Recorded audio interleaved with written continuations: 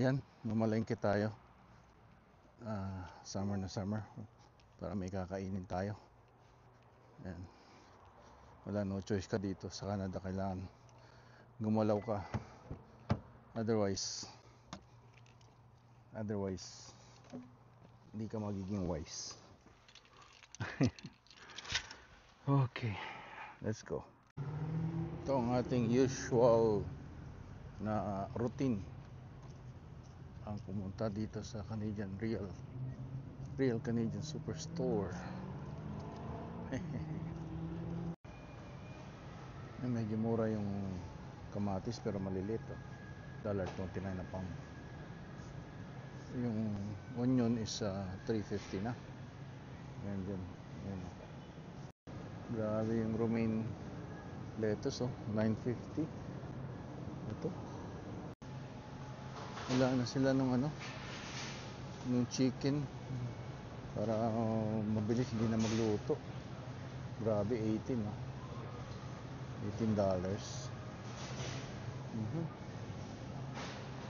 Ba, sabi nyo nagre-reklamo ako. Okay lang. Ito $15. Kailangan pangatang lutuin to. Meatballs. Wala kang makitang meatballs, ilan lang. Dito tayo sa seafood. Tingnan natin yung mga lobster, $13.99. 2 pounds, $22 per pound. Ayan yun, mussels, 2 pounds, $13.99. Ang BC crab is $15 per pound. Ito, lobster, $20, $21 per pound. Yung live BC crab small is $14 per pound. Yung mga oyster, sa atin mura lang yan. Dito $8 per pound.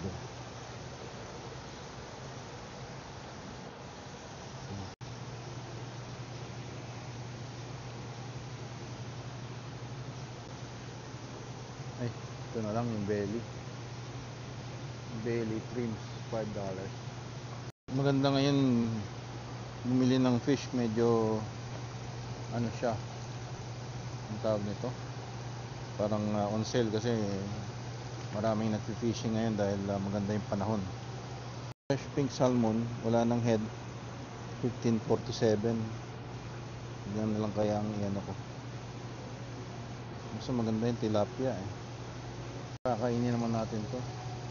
Maganon lang tayo nito, ihaw, tapos may sabaw. Okay na yan. Bilhin tayo ng pang frozen para sa the other days. Ito mga na-fillet na, binalatan, inalis yung balat. Pero masarap yung balat ng isda Yung natikman ko sa Richmond, yung sa Richmond Public Market, crispy. Tingnan natin yung itsura ng mga galing, $61.96. Grabe, $43, tatlong malit na piraso. Ito steak, $53, dalawa. Grabe na mahal dito. Ito yung mga buto-buto $9, $10 na Beef sirloin, $7.79. Full fish, wala naman nakalagay na presyo. $11, dalawa. So pampano $12. Pero dalawa lang Ito bago to Ang klaseng fish to, basa fish. Okay din yan pang pampaksiw. Magtilapia na lang tayo, dalawang ganitong tilapia. Ito milkfish, sarap din to. Kuha tayo. European to, Sarap. Ito pang caldereta. Goat. $21.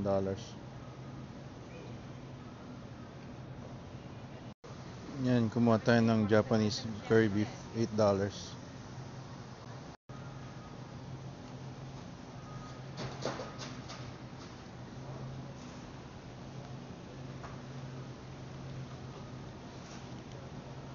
Yan, kumuha tayo nito.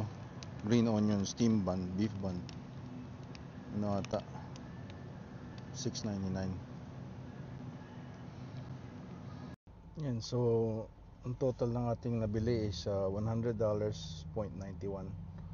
So ginamit ko yung $20 points, yung mga na-accumulate natin nung nagpunta tayo sa Vancouver, Richmond. Yan. So every dollar na spend mo is 10 points. Yan yung sa PC points, no? PC Financial Mastercard. Yan. $1 is 10 points. Painit tayo ng mantika.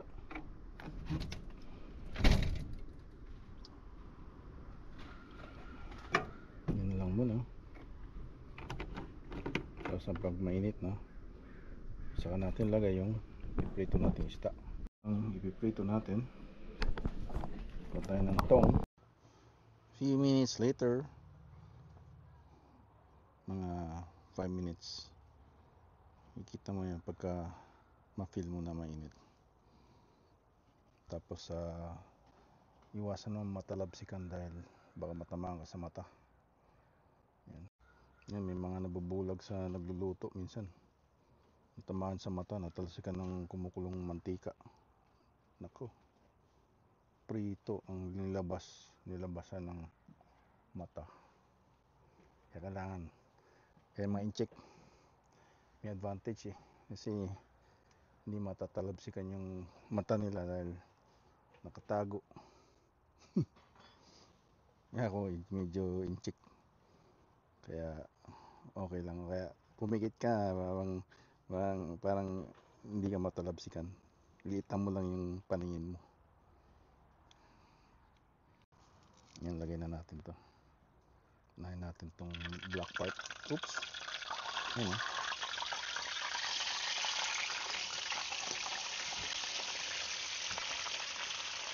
Yan.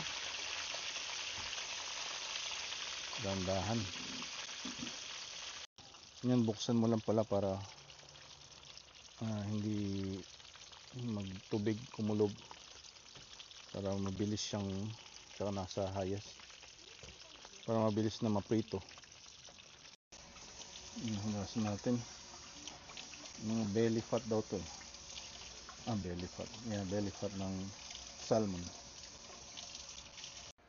At iasnan natin.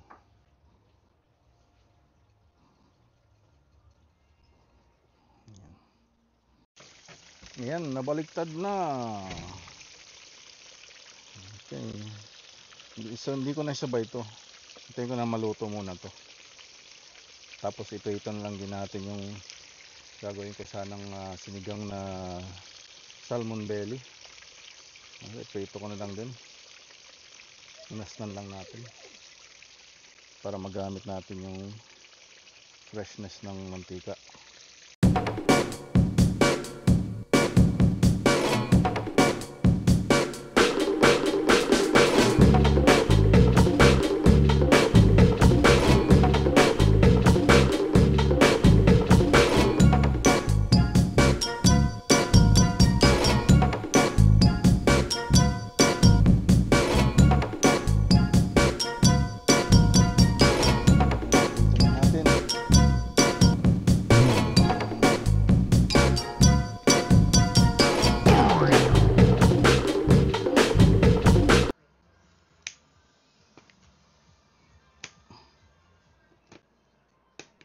Yan. Ito rin. Yung sa one side muna. Kasi pagka yung binaliktad na, sabihin ng bata, Nay, binabaliktad na! Yan.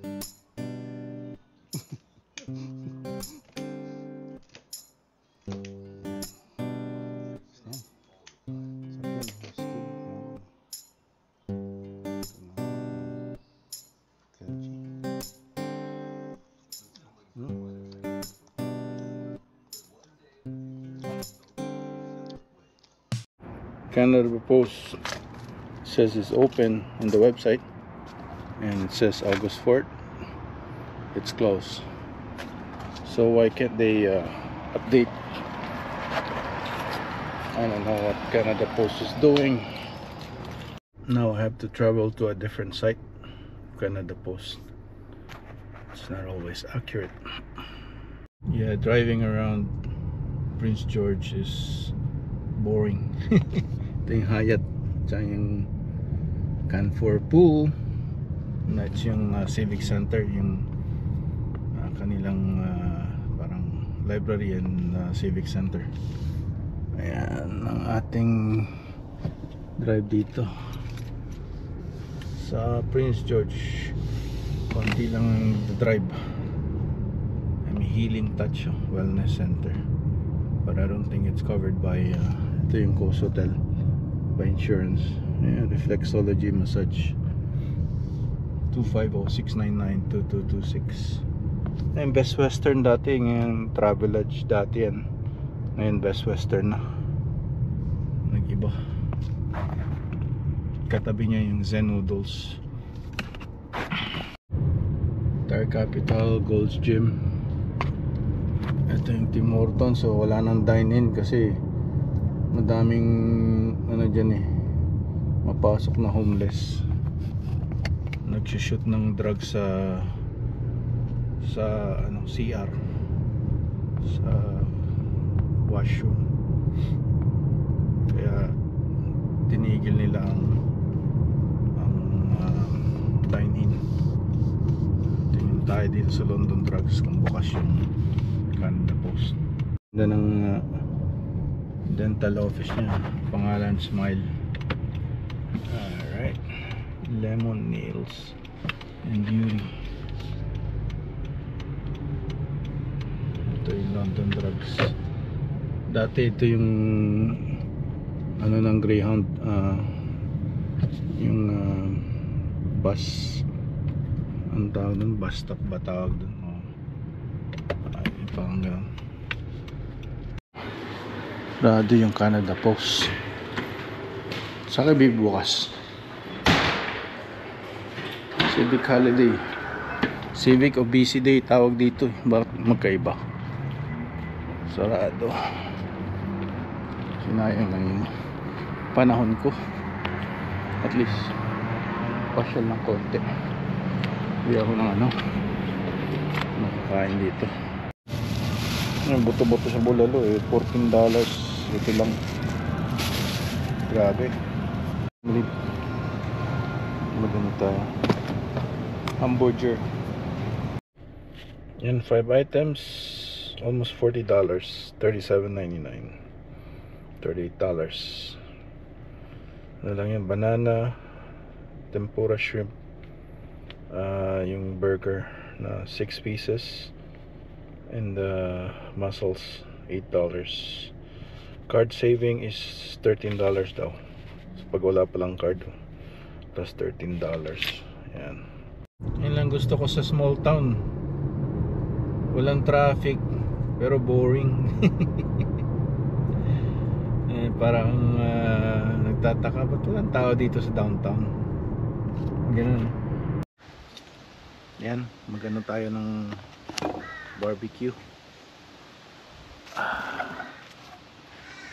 Nilinis ko muna pinainit ko. Ito yung ating prime rib beef burgers, thick and juicy burgers daw. It's $14 for 6.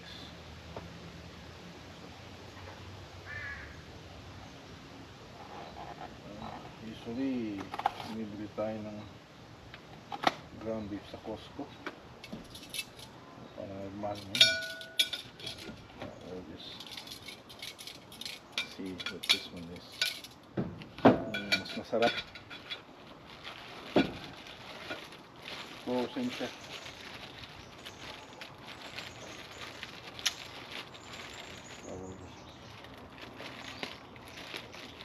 See how it goes. Malalaki din.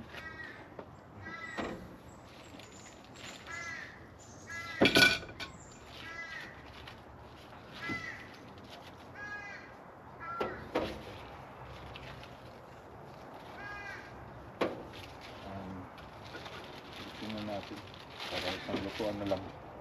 Hit tayo sa gas.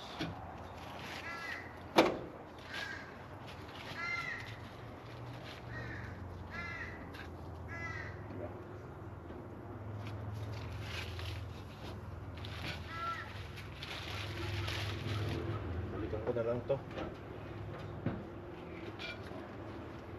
Anayin ko muna. Tapong ko lang to. Siya. Tayin natin mga 5-10 minutes siguro. Outside. Burger 8 tapos 6 lang yung ano. Hindi na lang ginawang 8 din yung burger, no? So almost $4, $3.77. Yung iba nasa $4 something, yung mga sesame seeds. Ito $3.77. So ito na lang tinake ko. Ito yung mga Wonder Bread na ano, mahal kasi galing yung US ata yun. May mga tariffs. Muna na rin ako ng pantakip ng barbecue kasi parang ang bilis lumuma ng metal pagka may mga sapot ng gagamba pagka hindi mo lagyan ng cover. Yan. And medyo hindi namin nalinis itong nasa likod eh. Dahil wala masyadong gumagamit. Nilabas namin yung boxes nung andyan pa yan, ilang years na. Sa galing Victoria siya. Nung lumipat sa Victoria, kanyang mga gamit. Yan, tignan natin mabuti para hindi masunog.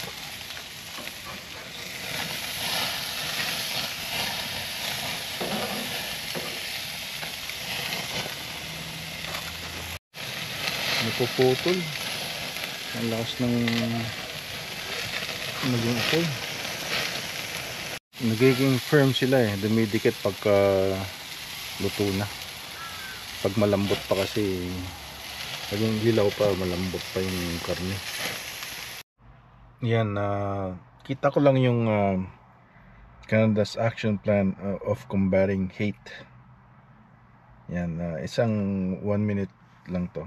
I'm just gonna run it, okay? Hate is not new, but it is on the rise here in Canada and elsewhere in the world.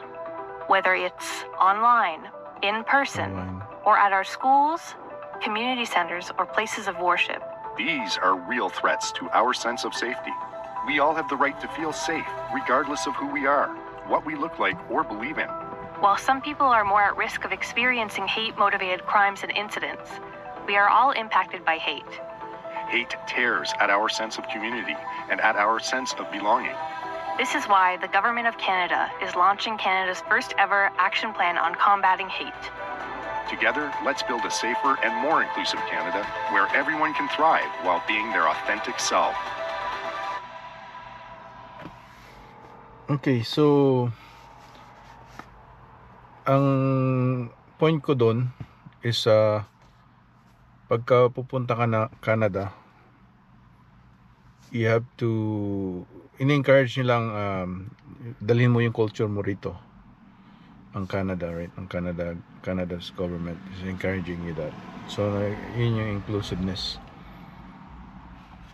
But ang ano nun is it's dividing each and every race, right?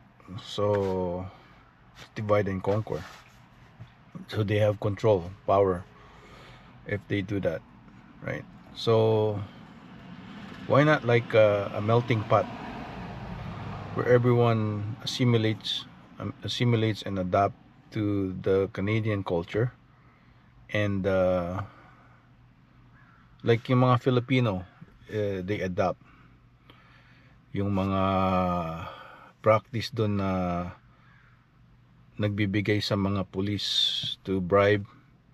You cannot do it here. So they're more disciplined yung mga bagong mga immigrants dito na from those countries, right? I'm not just saying Philippines ang nagpa-practice nun, but just Mexico is also practicing that bribe sa mga officials, and the officials are taking those money, right?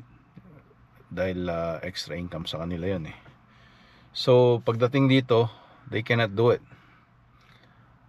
So that should be the ones that are encouraged, hindi yung inclusiveness na you have your own group, so just divide and conquer, right? Yun ang aking point. Ang mga Indians, they come in here, you know, they wear their culture, yung turban nila, that's okay, but they also assimilate, they work hard, and also as well as other culture, right? And I don't think they are a menace to the society because they contribute in work, but the thing is, they're just taking the jobs kasi sila ang pinaka majority sa mga immigrants na nag-migrate since pandemic. So yung mga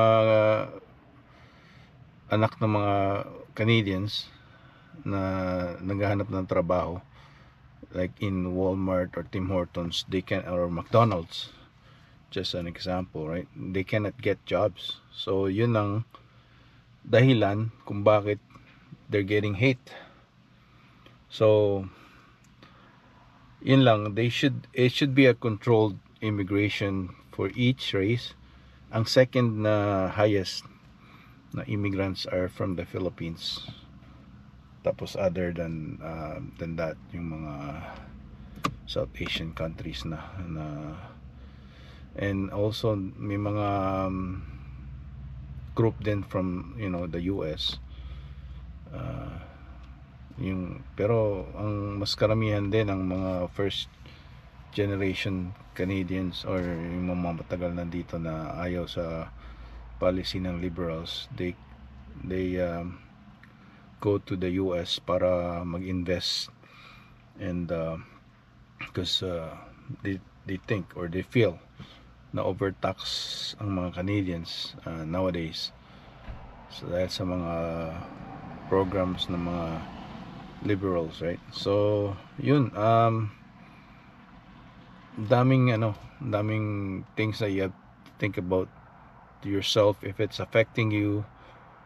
First Canadians generation, they go and try to get out of Canada in 2025. Yan.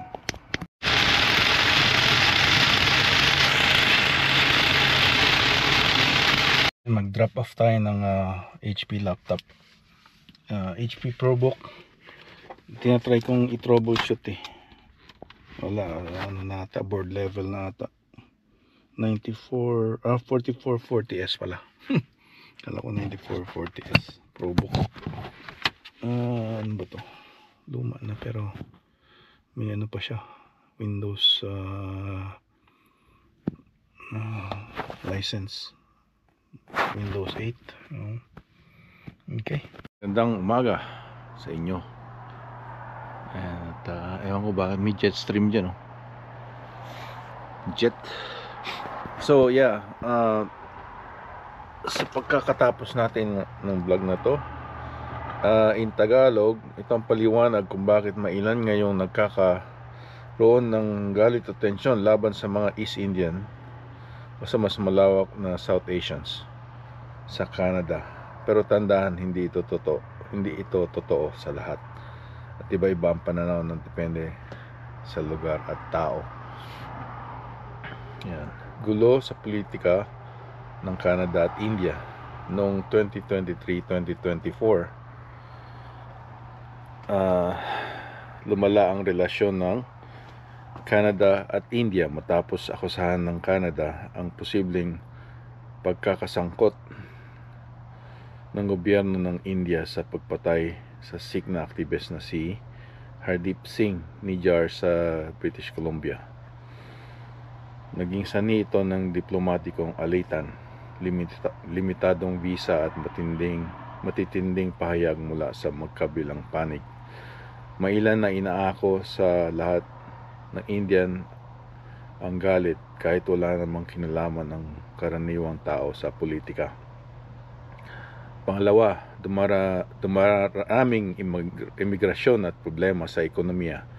Sa loob ng maraming taon, India ang nangungunang pinagmumulan ng mga migrante at international students sa Canada. Dahil sa housing crisis, pagtaas ng renta at competition sa trabaho, may mga taong naiinis. Sa halip na sisihin ang pulisiya ng gobyerno o problema sa merkado, binubunton ang sisi sa mga nakikitang bagong dating, kadalasan sa mga South Asians. Ayan. Issues sa international students at scam. May mga balita tungkol sa peking student visa, agents sa India, fake acceptance letters at siksikan sa mga tirahan ng mga estudyante dito sa Canada. Kahit karamihan sa mga estudyante ay lehitimo, pinalalaki sa social media ang ilang kaso na lumilikha ng masamang stereotype. Meron kasing mga times na nagpapakita din sila sa social media na kung paano nakakuha sila ng free food sa food banks, which is legitimately dapat sa mga people in need. Ngayon, maraming people in need dahil sa cost of yung na tawag nito, cost of living. Yan. Maliit na pagkakaiba sa aral sa alsada, trabaho o pampublikong lugar kapag pinalabis ay nagiging sanhi ng inis. Yan. Malakas ang pagpapanatili ng kultura ng South Asian communities. Yung pagkain nila, wika, reliyon at pananamit, normal ito sa multicultural na bansa. Pero minsan iniisip ng iba na hindi sila nakikihalo o nakiki-assimilate o nakiki-adapt. Yan. Yan sila yung mga sa halimbawa na lang dun sa pagmumotor. Dito sa BC, legit sila na magsuot lang ng turban instead of a helmet. So hindi naman equal yon sa ibang lahi, right? Pag nakikita nila yon ay naiinis sila bakit yung law ay hindi na-apply para sa kanila. So tungkol naman sa social media, sa TikTok, Reddit at Facebook community at sa YouTube, may lumalabas na memes at videos na nagpapakita ng negatibong imahe. Dahil dito nagiging normal sa online ang mga komento na racist, kahit na totoong buhay ay hindi ito katanggap-tanggap. At panghuli, matagal ng pagkiling o racism. Matagal nang may kasaysayan ang diskriminasyon sa South Asian sa Canada, mula pa nung unang bahagi ng 1900s. Ang mga kasalukuyang issue ay nagbabalik ng lumang prejudice sa ilang tao. Yan. So lalo na pagka yung kagaya dito sa North BC, karamihan nauna mga puti. So pag nakikita yung mga South Asians na nasa Walmart nagtatrabaho at sila ang majority, ayun, at nagagalit sila, no? Well, ako din naman dahil yung anak ng common law wife ko, like she's legitimate to work, and when she's trying to get a job sa Walmart or sabihin natin McDonald's, ay sila ang nandun at sila ang foreign worker. At kung nagtatanong kami, kung nag-hire, palaging sinasabi, walang posisyon, right? So bakit ganon? Yung mga legitimong Canadian na pwedeng magtrabaho walang trabaho, pero sa mga foreign worker na karamihan ay katulad ng mga Indians, Filipino, iba pang lahi ay nauuna. Yun lang aking gripes, kumbaga. Okay, so yan na muna at salamat sa inyong panonood. Okay, magandang araw, magandang gabi, magandang tanghali sa inyong lahat.